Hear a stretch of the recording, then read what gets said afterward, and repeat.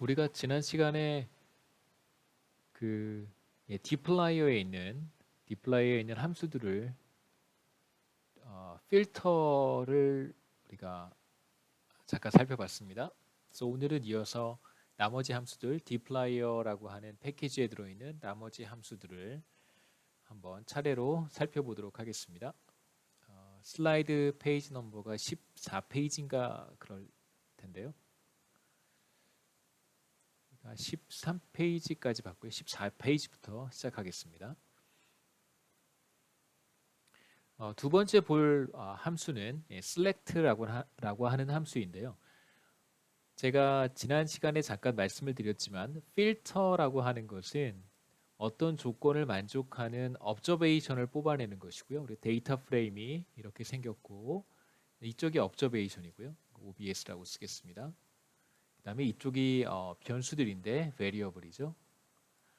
필터에서 우리가 사용했던 기본적인 기능은 어떤 조건을 충족하는 observation들을 이렇게 뽑아내는 것이었고요.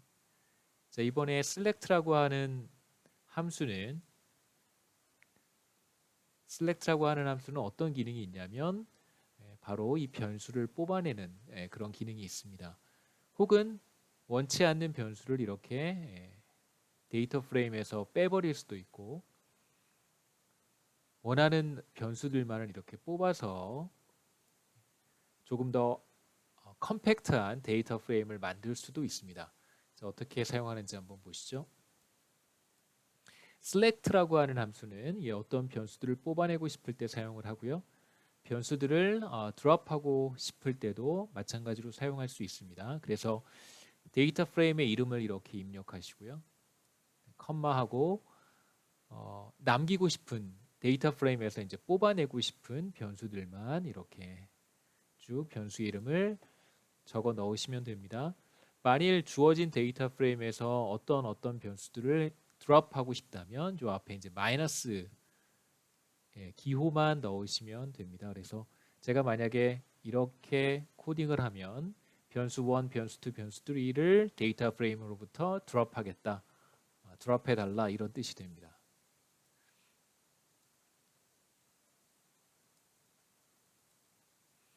자, 제가 지난 시간에 사용했던 같은 데이터인데요. raw라고 하는 데이터를 그대로 다시 이용을 하겠습니다.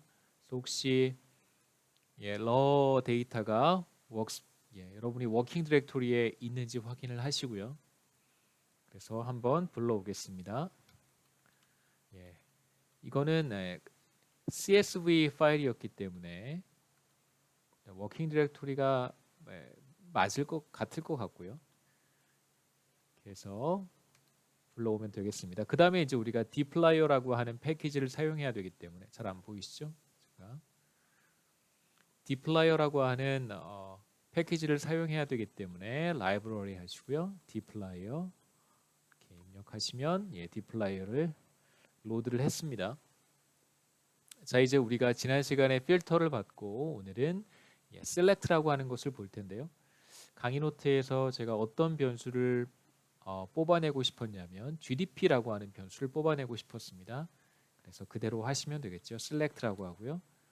그 다음에 데이터 프레임은 raw 그리고 뽑아내고 싶은 변수는 GDP 이렇게 입력을 하시면 139개 국가들에 대해서 이렇게 GDP만 뽑아낼 수 있습니다. 그래서 실제로 이 데이터들을 또 다른 이름으로 이렇게 뭐 예를 들어서 뭐라고 할까요? 뭐 my data frame df 이렇게 하시고 select 하시면 뽑아낸 변수들로 이루어진 새로운 데이터 프레임을 만들 수도 있습니다. 그래서 지금 뭐 같은 결과를 여러분 보고 계시고요. 그 다음에 이제 country라고 하는 변수와 GDP라고 하는 변수 두 개를 뽑아내고 싶다면 아까와 동일합니다. 여기에서 select라고 하시고 데이터 프레임 그다음에 첫 번째 변수, 두 번째 변수 이렇게 입력하시면 쭉 올라가 보겠습니다. 그래서 country와 GDP만 우리가 이렇게 뽑아낼 수 있고요. 자, 이번에는 우리가 지금 가지고 있는 law라고 하는 데이터 프레임에서 rule of law와 control of corruption을 제거한 새로운 데이터 프레임을 한번 만들어 보는 건데요. 이번에는 데이터 프레임의 이름을 새 데이터 프레임의 이름을 지정해 보도록 하겠습니다. 그래서 그 결과를 한번 비교해 보죠.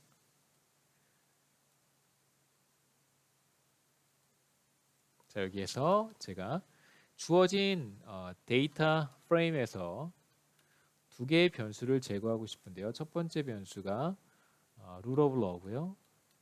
두 번째 변수가 control of corruption입니다. 변수의 이름이 좀 길긴 한데 여러분 그냥 변수 이름을 편하게 바꾸셔도 괜찮습니다. 그래서 제가 마이너스를 여기 앞에 다 표시를 했기 때문에 데이터 프레임으로부터 이 두 개의 변수를 드롭하겠다는 뜻입니다.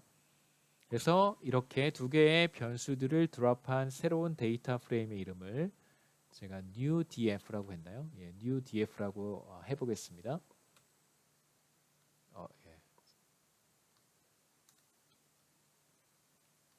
엔터를 하면 괄호를 제가 지우지 못했습니다. 죄송합니다. 이렇게 new df라고 하면 새로운 데이터 프레임이 만들어졌고요. new 데이터 프레임을 한번 보겠습니다. 어떻게 생겼는지. 자, 이쪽에서 보시면 country가 있고요. 그 다음에 GDP가 있고 education, region 코드와 region. 자, 아까 제가 여기에서 실행했던 결과와 마찬가지로 rule of law라고 하는 변수가 빠졌고 그 다음에 control of corruption이라고 하는 변수도 빠졌습니다.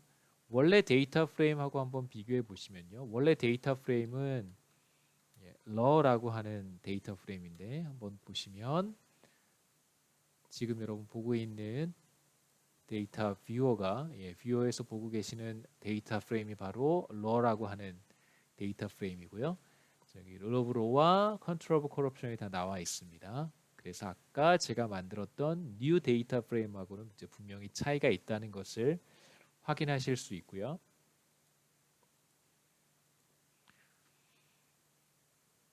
그 다음에 함수는 sorting이라고 하는 함수인데 어떻게 sorting을 사실 이제 sorting을 하는 그런 함수고요. 기본적으로 arrange라고 하는 함수를 보도록 하겠습니다.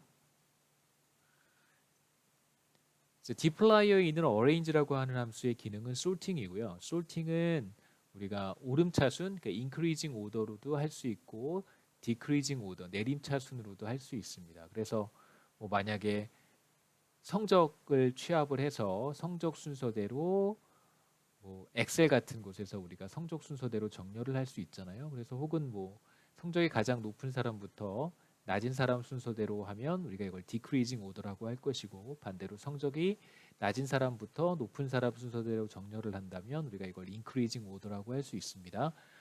기본적으로 arrange라고 하는 함수는 디폴트가 increasing order고요.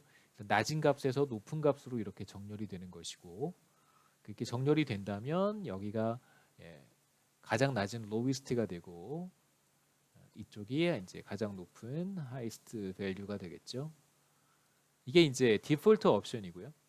만약에 사용자가 여러분이 높은 순서에서 반대로 높은 순서에서 낮은 순서로 정렬을 하고 싶다면 그래서 이쪽이 바로 highest value가 되고 이쪽이 lowest value가 되게 정렬을 하고 싶다면 그러면 자 이렇게 descending의 앞에 DESC라고 하는 단어를 가져왔습니다. 그래서 기본적인 사용 방법은 dplyer에 있는 함수고요. arrange에 여러분이 sorting하고 싶은 데이터 프레임의 이름을 여기 입력하시고 그 다음에 디폴트로 increasing order로 정렬을 하고 싶다면 낮은 값에서 높은 값 순으로 그러면 첫 번째 변수 그 다음에 두 번째 변수 정렬하고 싶은 변수의 순서인데요. 여기 변수가 두 개가 들어가면 어떤 식으로 정렬이 되는지는 제가 조금 이따가 우리 데이터 프레임을 가지고 한번 보여드리겠습니다.